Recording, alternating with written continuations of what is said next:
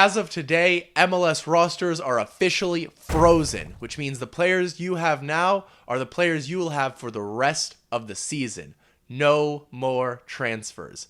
Welcome back to Upper 90, where today, despite the MLS transfer window shutting a month ago, I waited until the MLS roster freeze deadline to ensure a complete list of the top 10 MLS Summer Transfers of 2023. So without wasting any time, let's jump right in with my number 10 pick. And we're starting off controversially with the brand new LAFC striker, Mario Gonzalez. And let me explain to you why in a couple of years, this will probably look like a crazy pick. I had a lot of options here in the 10th and final position, obviously, and many players deserved it. Gonzalez has not proven thus far in an LAFC shirt that he deserves this 10th and final slot, with only one goal in his first 5 games, being very uninvolved for the most part. However, LAFC paid a $3 million fee to SC Braga for Gonzalez, and theoretically, Gonzalez is meant to be the Chicho Arango replacement for LAFC. On any other team, he would probably be a designated player, which is probably why I put him in this 10th and final slot. It is only because of the LAFC general manager, John Thorrington, who is unbelievably good at squeezing down players' roster designations, that he comes in on a TAM deal rather than a designated player deal. But at the age of 27, the expectations of replacing Chicho make this a very unlikely pick to age well. Either he is going to underperform and he shouldn't have made this list, or he is going to live up to those expectations of Chicho Arango, in which case he should have been much, much higher on this list. We are going to have to wait and see, though.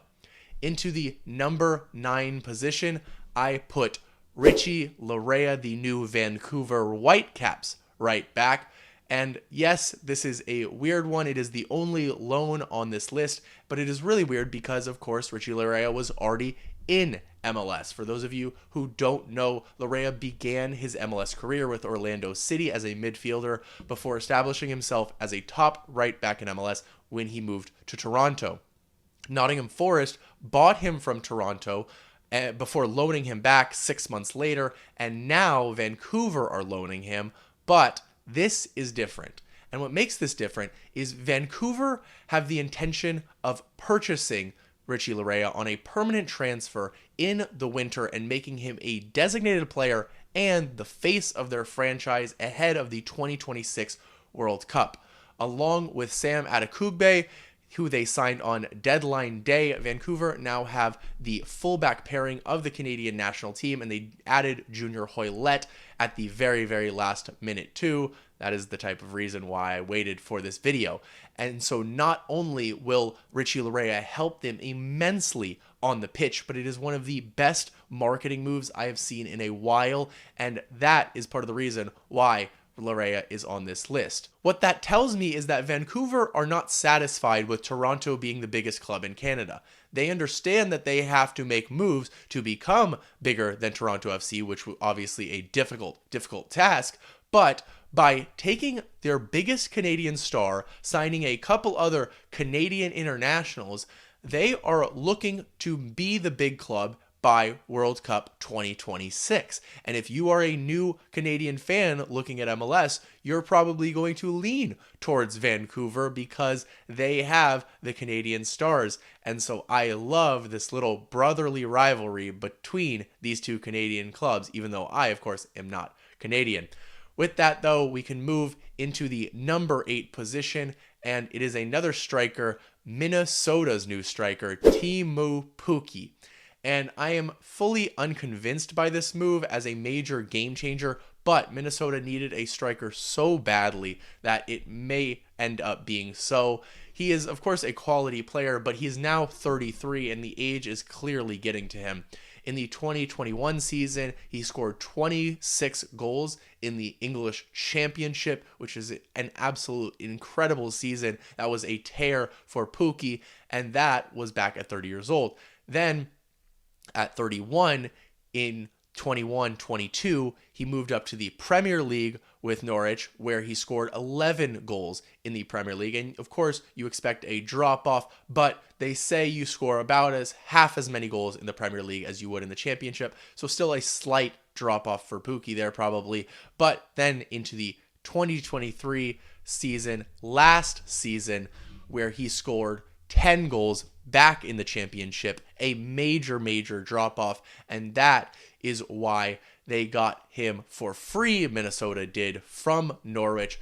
And so for that reason, I don't think there's a ton of downside in giving him the DP slot. I think they'll probably get what they paid for, maybe more, though it's hard quite to say because we don't know exactly how much Pukki is getting paid until it is released next year. But with 3 goals in 7 games thus far, it is a very good start for the Finnish international. Hey, if you're looking for MLS content on YouTube, this is the channel for you. So hit that subscribe button and join the Upper 90 community. Thank you so much, and back to the video. Aaron Boupendza falls in my number 7 spot, the new striker for FC Cincinnati, who came from the Saudi League, actually Al Shabab, to Cincinnati for a $7 million fee, which is actually the highest fee on this list. And in my opinion, the reason that that is the highest fee on this list is because the upside for Boupendza is the highest on this list as well. Of course, that money isn't really an issue for Cincinnati when he's replacing a club record outgoing transfer in Brenner, who was sold to Udinese for $10 million. But back to Boupendza, I am very high on this player, and I think he could take the league by storm similarly to the way that his Gabonese international teammate Denny Bawanga did.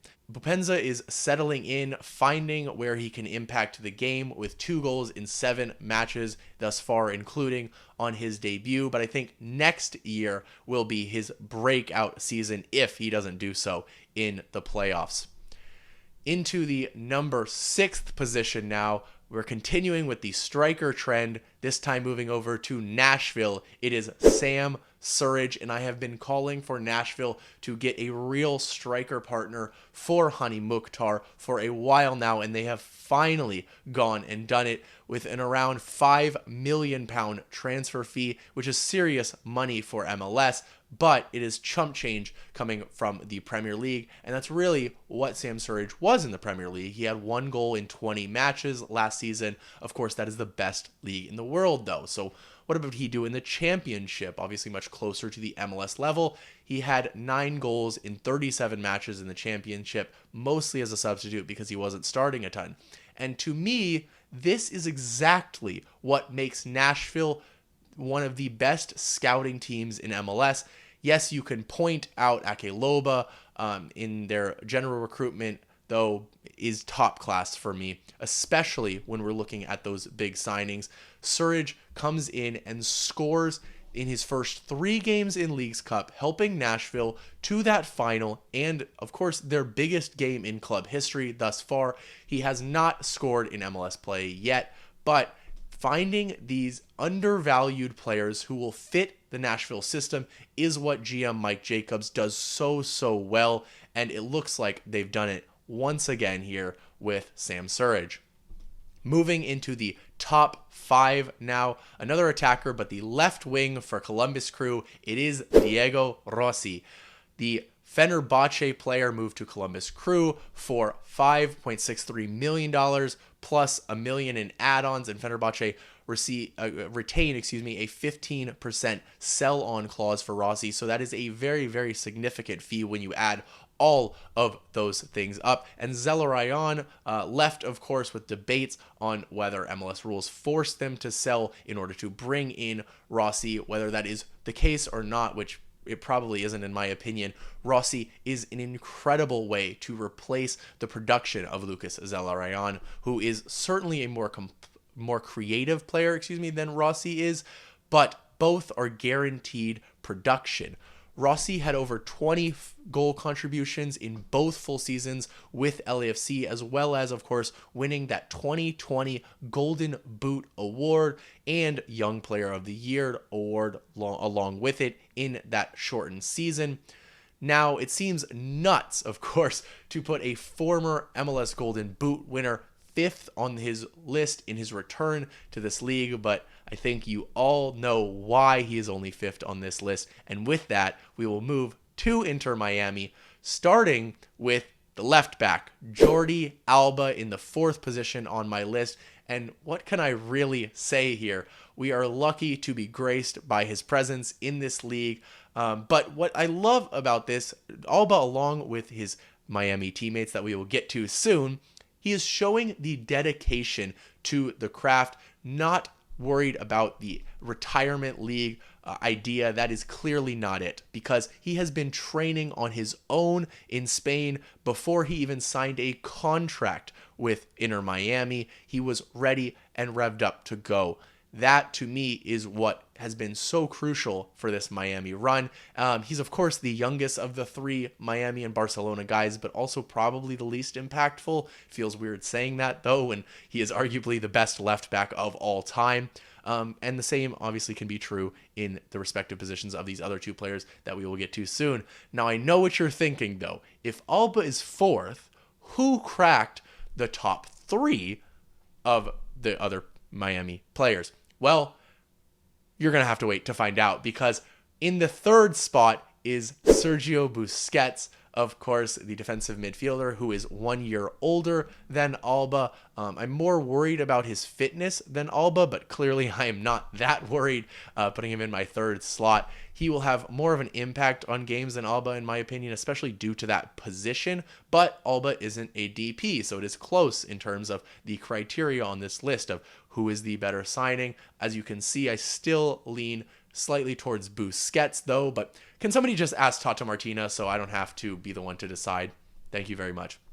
Now, the player who cracked the top 3, because he is such a major signing, is the brand new striker for Real Salt Lake, Chicho Arango.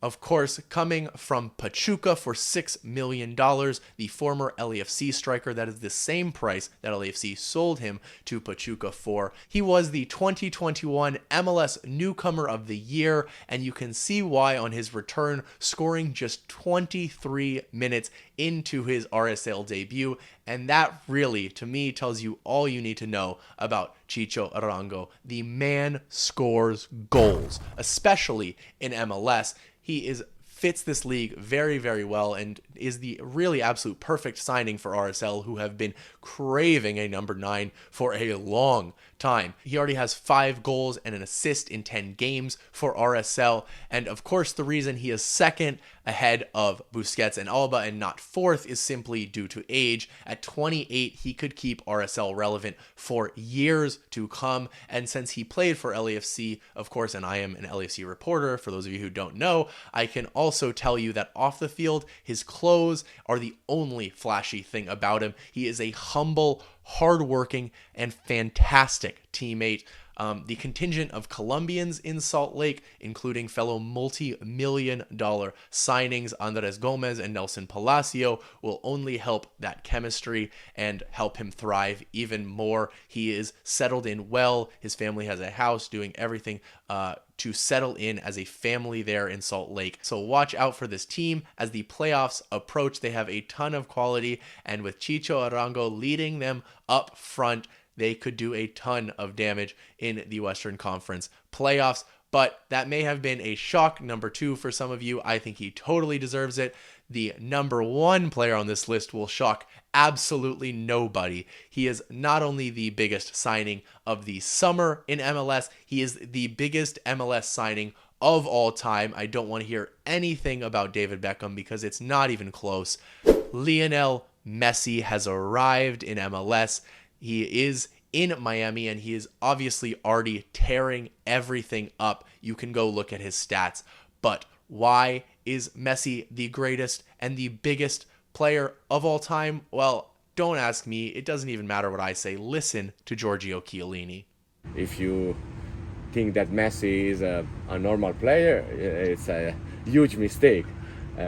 It's meaning that you have never seen him for the last 15 years. And that is really all you need to know from one of the best defenders of all time, who is, of course, in MLS as well, in Giorgio Chiellini, speaking on Lionel Messi not being comparable to anybody in the history of football. The GOAT has arrived in MLS, and we just need to appreciate it while it's here. There is no question that he is the biggest signing in MLS history, but this list surely could be controversial, so let me know in the comments who you would have put on this list that I did not. Thank you so much for watching. If you enjoyed the video, please drop a like and subscription. It really, really helps out the channel. I will see you next time.